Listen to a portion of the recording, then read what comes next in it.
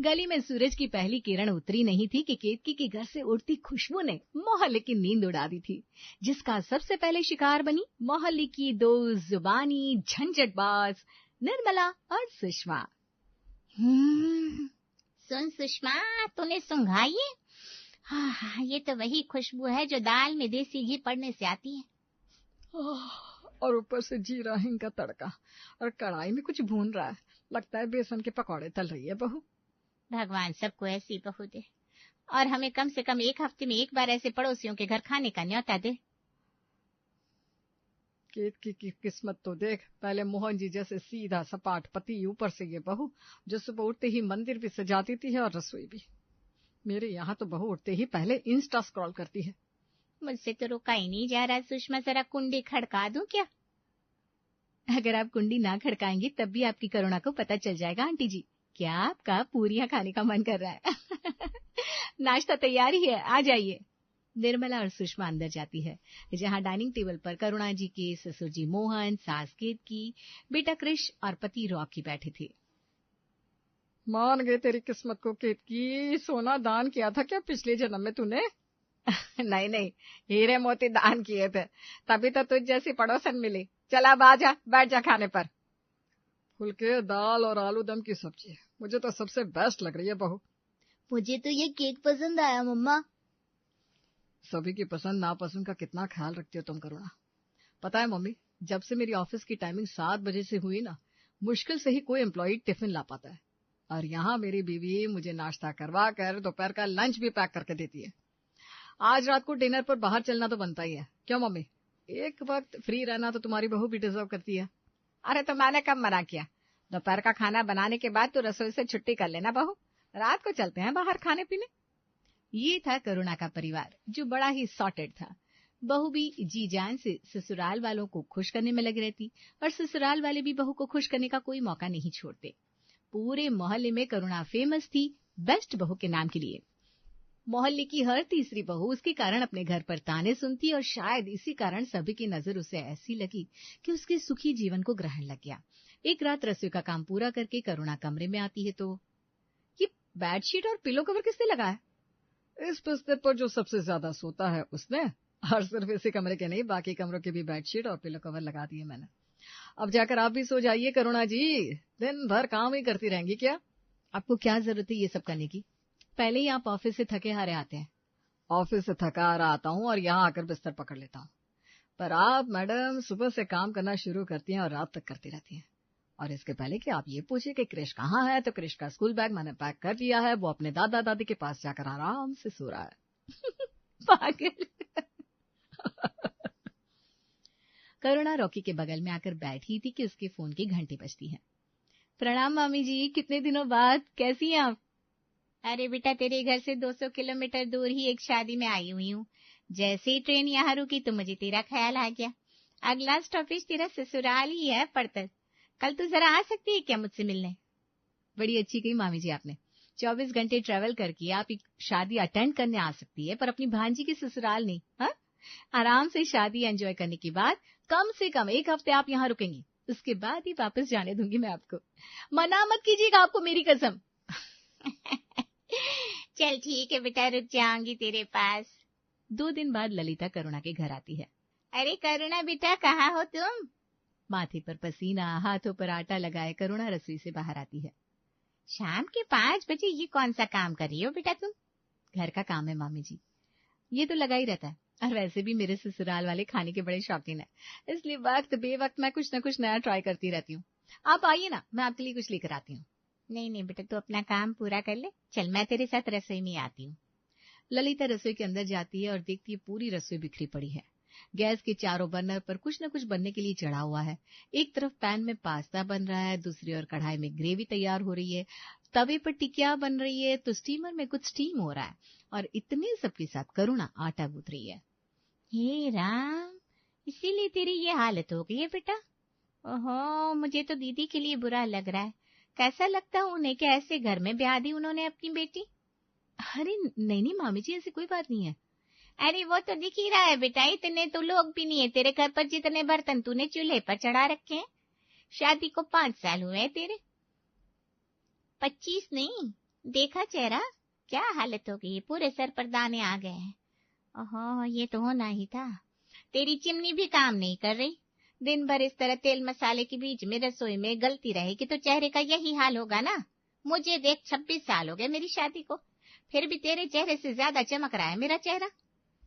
ये सब बाद में कर लूंगी ना मामी जी, आप जल्दी जाकर फ्रेश हो जाइए, मैं अभी आपके लिए कॉफी बना देती हूँ। ललिता फ्रेश होकर जैसे ही कमरे से बाहर आती है, केतकी भी अपनी नींद पूरी कर अपने कमरे से बाहर आती है। अरे भाभी जी, आप आई हुई हैं, बैठिए बैठिए। अरे बहू, जरा चाय कॉफी लाई रही हूँ मामी जी। ये आपकी चाय, ये मामी जी की कॉफी और ये कृष का चॉकलेट मिल्क। सभी के साथ बैठकर ललिता बड़ी अच्छी तरह हंसी मजाक करती है। रात को डिनर के वक्त, इतना सब कुछ बनाया है बेटा तूने, इसीलिए मैं बेटियों के घर आना नहीं चाहती। वैसे ही काम कम होते हैं क्या घर पर, कि मेरे आने के कारण तूने काम इतना बढ़ा लिया? अरे नहीं नहीं भाभी जी, इतना खाना तो हमारे घर पर रोज ही बनता है। उल्टा आज तो एक दो चीजें कम दिख रही है। बताओ बहू, क्या बात है, तबीयत ठीक नहीं है क्या? नहीं पापा जी, वो क्या है ना, मामी जी से बात करने में जरा वक्त का पता नहीं चला तो ज्यादा कुछ बना नहीं पाई। बेचारी मेरी करुणा के साथ बहुत गलत हो रहा है इस घर में। सभी खाना खाकर अपने अपने कमरों में चले जाते हैं और करुणा रसोई में झूठे बर्तन साफ करने चली जाती है। बर्तन छोड़ दे बेटा, बर्तन मैं साफ कर देती हूँ। वैसे इतने बड़े घर में एक काम वाली भी नहीं है। थी तो मामी, पर टिकती कहाँ है, 2 दिन रुकती है, तीसरे दिन गायब। इतने बर्तन कोई धोना ही नहीं चाहता, इनके ना अलग ही नखरे हैं। वही तो, जिन बर्तनों के ढेर को कोई धोना नहीं चाहता, उन बर्तनों को तू धो रही है और उनमें खाना भी पका रही है। अभी तो दामाद जी को तू अच्छी लग रही है बेटा, पर कुछ दिनों बाद जब काम करने के कारण तेरा चेहरा और मुरझा जाएगा और शरीर थक जाएगा, तब यही पति बाहर किसी और के चक्कर में पड़ जाएगा। मर्द की जाति होती है ऐसी। और क्या कृष को दूध देने का काम, ट्यूशन ले जाने का काम तेरी सास नहीं कर सकती? दिन भर बैठे बैठे करती क्या? सास 6:30 बजे तक सोती रहती है और बहू अकेले काम करती रहती है। मेरी भी बहू है बेटा, पर मजाल है कि मैं उससे एक काम भी करवा लूं। करण तो मेरे सर पर खड़ा रहता है, मम्मी मेरी प्रीति को कोई प्रॉब्लम नहीं होनी चाहिए। सही कह रही है मामी जी आप। पूरे मोहल्ले में भी सभी बहुएं मुझे यही कहती है कि मैं कुछ ज्यादा ही कर रही हूँ अपने ससुराल वालों के लिए। पर अब क्या करूं मैं मामी जी? अपना घर बचाना है तो 4 बर्नर यूज करना छोड़ दे, सभी के लिए अलग अलग खाना बनाना छोड़ दे और खुद के शरीर पर ध्यान दे। पता है, जब तेरे नानी घर पर मेहमान आते थे तब मैं क्या करती थी? एक बार कढ़ाई चढ़ा देती थी और उसी में सारा खाने का काम निपटा देती थी। सभी को रोटी सेक कर देने में कितना टाइम लगता है, वहीं पूरियां बनानी हो तो फटाफट काम हो जाता है। और रात की पूरियां सुबह किसी को खिला दो तो लोग खा भी लेते हैं। समझ गई मामी। और अगली शाम ललिता को विदा कर करुणा गैस पर चढ़ाती है कढ़ाई और पूरियां बनाना शुरू कर देती है। 4 घंटे पहले किचन में आकर इतनी मगजमारी करने का कोई फायदा नहीं होता। यही अपने परिवार वालों के लिए मम्मी भी करती थी। क्या मिला मम्मी को? मामी को देखो, जवान पड़ी है और मम्मी को 10 बीमारियां हो रखी। नहीं बाबा, मुझे अपनी माँ जैसा नहीं बनना। फटाफट आलू काटती हूँ, फिर गरम तेल में आलू को फ्राई कर दूंगी। तले हुए आलू और पूरी से अच्छा क्या ही हो सकता है। खाना तैयार कर करुणा सभी को परोस देती है। माँ, आपने बोला था आज फ्रेंच फ्राइज खिलाओगे। ओहो, 2 मिनट रुक, अभी आती हूँ। करुणा रसोई में जाती है और तले हुए आलू के ऊपर मसाला छिड़क कर साथ में सॉस के साथ कृष को परोस देती है। Thank you mama, you are the best. रोज की तरह सभी डिनर करने के बाद अपने कमरे में चले जाते हैं और झूठे बर्तनों को धोने के लिए करुणा रसोई में आती है। अरे वाह, आज तो सिंक आधा भी नहीं भरा। रोज तो पूरी सिंक भर जाती है, यहाँ तक कि बाहर बर्तन रखने पड़ते हैं। मामी का आइडिया सच में लाजवाब निकला। सिर्फ एक कढ़ाई में ही पूरा डिनर समेट दिया मैंने। अब इस तेल का क्या करूं? नहीं, इस तेल को फेंकूंगी नहीं, कढ़ाई के साथ ही उठाकर रख देती हूँ, कल काम आ जाएगा। रोज अपने कमरे में 12:30 बजे तक जाने वाली करुणा आज 11 बजे ही अपने कमरे में पहुंच जाती है। 5 बज गए करुणा, अलार्म बज रहा है, बंद कर दो ना। रोज तो 5 बजे उठकर काम पर लग जाती हूँ, पर आज नहीं। करुणा रसोई में जाती है और फ्रिज से दही निकालती है। रात के बचे हुए आटे में दही डालकर 2 घंटे के लिए छोड़ देती हूँ। कुछ देर में वो फर्मेंट हो जाएगा, फिर इसी के भटूरे तल दूंगी। कल दोपहर के बने हुए छोले भी रखे हैं, ये सही रहेगा। संडे की सुबह सभी की तरह आज करुणा भी 8 बजे उठकर अपने कमरे से बाहर आती है। आज तो तुझे उठने में लेट हो गया बेटा, वैसे मौसम भी ऐसा ही है। संडे है बहू, कुछ स्पेशल प्लान है कि नहीं? स्पेशल है पापा जी।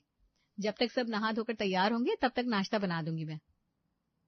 मामी ने बिल्कुल ठीक कहा था। हर वक्त फ्रेश खाना बनाना ही सबसे बड़ी प्रॉब्लम की जड़ होती है। रात की बासी कढ़ाई को बस चूल्हे पर चढ़ाना है और फ्रिज में रखे आटे से भटूरे बनाने हैं। बाकी छोले तो बचे हुए ही हैं। अब से जो बनाऊंगी ज्यादा ही बनाऊंगी ताकि 2-3 वक्त चल जाए। हर बार फ्रेश बनाकर क्या फायदा। फर्मेंट होने के लिए रखे हुए आटे से करुणा भटूरे तल देती है और दोपहर के बचे हुए छोलों के साथ सभी को परोस देती है। खाना कैसा बना है? अच्छा है। चलो फिर ठीक है। बस ये भटूरे हर बार जैसे नहीं लग रहे करुणा, लगता है कुछ मिस है। एक तो आधे घंटे में बेचारी ने सामने नाश्ता परोस दिया, उसमें भी तुझे कमी निकालनी है। सब कुछ बहुत अच्छा है बहू, और ये छोले ना लाजवाब है। ये तो मैं भी कहने वाला था, छोले में अलग ही स्वाद आ रहा है। आज तक के तेरे ये बेस्ट छोले है बहू। लो कर लो बात। जब गर्मा गर्म छोले बनाकर परोसा था तब भी इतनी तारीफ नहीं हुई थी जो एक दिन बाद हो रही है। चलो अच्छा ही आइडिया। बासी खिलाओ मेहनत बचाओ। आज था संडे तो दिन भर सब घर पर ही रहने वाले थे। दोपहर का खाना, शाम का नाश्ता, रात का खाना और बीच में ब्रेक्स में खाना तो चलना ही था। बताओ कितनी जल्दी फ्री हो गई मैं। अब तो इस घर में कढ़ाई पर ही खाना बनेगा। पर आज तो संडे है, दोपहर में सब घर पर रहेंगे। किसी ने दाल चावल मांग लिया तो। तभी क्रिश कमरे में आता है। मम्मा आज संडे है, संडे को क्रिश को मिलेगा आलू टिक्की बर्गर, आपने प्रॉमिस किया था। अरे हाँ मेरा सोना बेटा, क्या आइडिया दिया है तूने मम्मा को। 1:30 बजे करुणा रसोई में जाती है और फिर उसी तेल की कढ़ाई को चूल्हे पर चढ़ा देती है। सही है सही है। इस तेल को गर्म होने में ज्यादा वक्त भी नहीं लगेगा क्योंकि ये तो पहले से पका हुआ है। हल्की सी तेल कच्ची रह जाती है तो खाने का टेस्ट बिगड़ जाता है। पर यहाँ पर तो वो प्रॉब्लम भी नहीं होगी। करुणा फौरन आलू टिक्की का मसाला बनाती है और उसे टिक्की का शेप देकर कढ़ाई में तलने के लिए डाल देती है। क्या कुरकुरी टिक्की बनी है। अब जल्दी से 2 बन के बीच में इसे भर देती हूँ। आज पूरा कर यही खाएगा। सभी के लिए बर्गर बनाकर करुणा डाइनिंग टेबल पर परोसती है। आप कह रहे थे ना पापा जी क्या स्पेशल है संडे को। दाल चावल तो आप लोग हर रोज ही खाते हैं, तो मैंने सोचा क्यों ना आज आप सबको बर्गर खिलाया जाए। बाप रे बाप बेटा, रात को पूरी, सुबह भटूरे और अभी बर्गर। हम बूढ़े हो गए हैं, हमारा पेट कहाँ ये सब पचा पाएगा। ये सब तुम लोग खाओ तो सही है। अरे मम्मी जी आप खुद को बूढ़ा क्यों कह रही है। मेरी मामी मुश्किल से आपसे 2 साल छोटी है, पर देखिए आए दिन रेस्टोरेंट का खाती है क्योंकि उनकी बहू खाना ही नहीं बनाती। आप खुद को बूढ़ा समझेंगी तो पाचन तंत्र कमजोर होता ही जाएगा ना मम्मी जी। और ऐसी जो करुणा की कढ़ाई चढ़ती है फिर वो उतरती ही नहीं। कभी पकौड़े, कभी पनीर पकौड़े, कभी समोसे, कभी गुजिया। बड़े दिनों से मीठा नहीं बनाया बहू तूने। मीठा अभी बनाती हूँ पापा जी। और उसी बासी काले तेल में थोड़ा सा तेल और मिलाकर करुणा इमरती बनाने की तैयारी में लग जाती है। पर इस बार वो अकेली नहीं थी, उसके पीछे पीछे रसोई में चली जाती है केतकी भी। हे भगवान, ये क्या हालत हो गई है कढ़ाई के तेल की। गंदगी बैठ बैठ कर कढ़ाई काली हो गई है बहू, बदल दे इसे। किन किन चीजों को बदलेंगी आप मम्मी जी। ये तो बर्तन है, धुलकर साफ हो जाएंगे, पर शरीर एक बार गया तो फिर ठीक नहीं होने वाला। जिस हिसाब से तू सभी को तेल का तला हुआ खाना खिला रही है बेटा, शरीर तो खराब होना ही है। मुझे लग ही रहा था कुछ तो गड़बड़ है। क्या बात है बता। बना बनाया खाना मिल रहा है ना, यही गड़बड़ है मम्मी जी, इसीलिए आपको शक हो रहा है। करुणा, मोहन, रॉकी और क्रिश चारों ही बड़े परेशान हो चुके थे। कभी किसी के पेट में एसिडिटी की प्रॉब्लम होती, कभी किसी का हाजमा बिगड़ जाता। जिस दिन से बहू की मामी आई है उस दिन से बहू के हाथ का स्वाद ही बदल गया है। राजा महाराजा पहले शक हमेशा मेहमानों पर ही करते थे। क्या कहता है रॉकी तू। 2 दिन से डकार नहीं आए पापा, मुझे इतनी ज्यादा गैस हो गई है पेट में, एसिडिटी से हालत खराब है। अब लगता है मामी जी के बेटे करण से ही बात करनी होगी। और अपने घर की शांति और अपना हाजमा बनाए रखने के लिए रॉकी पहुंच जाता है अपनी मामी सास के घर। नहीं नहीं बेटा, ये तो रात का गूंथा हुआ आटा है। फ्रिज में पड़ा हुआ आटा पिंड के समान होता है, फेंकते फेंकते इसे। ये क्या बात हुई मम्मी जी।